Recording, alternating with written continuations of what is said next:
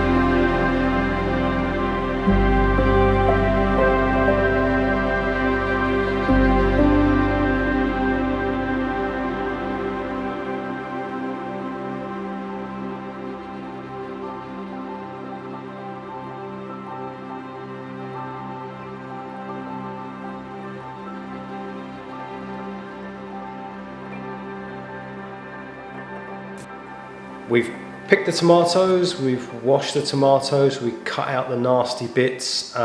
This machine means I don't have to core them or take the pulp out or take the seeds out. This wonderful contraption will do all of that for me. I borrowed it off someone, I'm paying them with cans of tomato. So I've never used it before, and as usual, I have no idea what I'm doing, and I'm trying not to poison everybody with botulism. I've got as little liquid in here as I can, otherwise I have to boil all that off. There's two chutes, one that deals with all the pulp and the seeds. That goes into the chicken bucket. This chute here goes into my pot, which then goes on for about 20, 30, 40 minutes, depending on how thick I want it.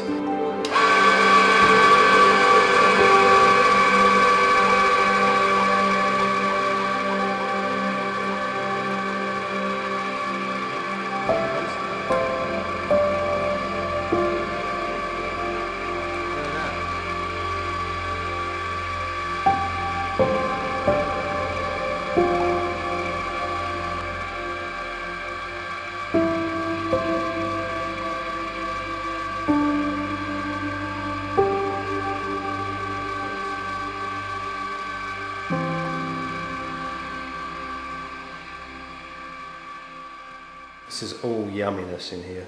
I'm going to reduce this on the stovetop now.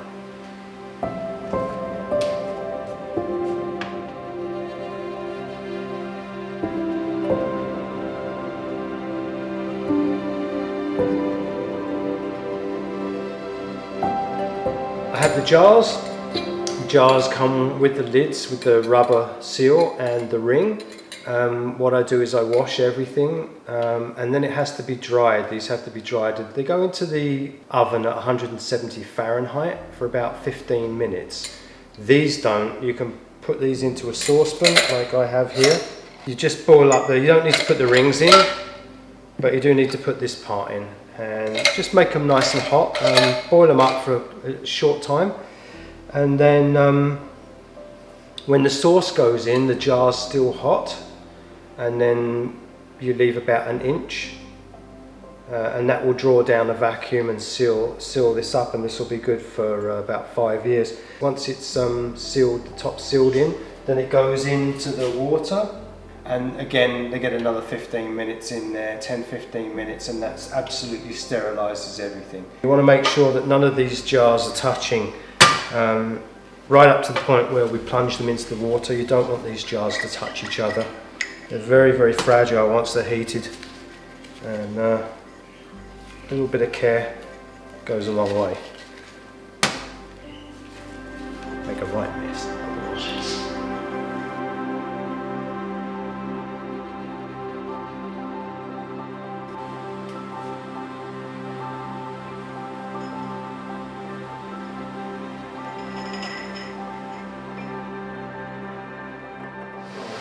Got a couple of options now. I've got two saucepans on the boil. I want to reduce them down a bit. I don't want them too thin. Today I'm going to use maybe like a soup base and maybe a slightly thicker for a stock kind of base, sauce base for stews and things like that. In both cases, I'm not going to add sugar, I'm not going to add salt, I'm not going to add garlic, I'm not going to add onions. I'm going to do that when I have decided what it is I'm going to use the sauces for January, February, March over the winter.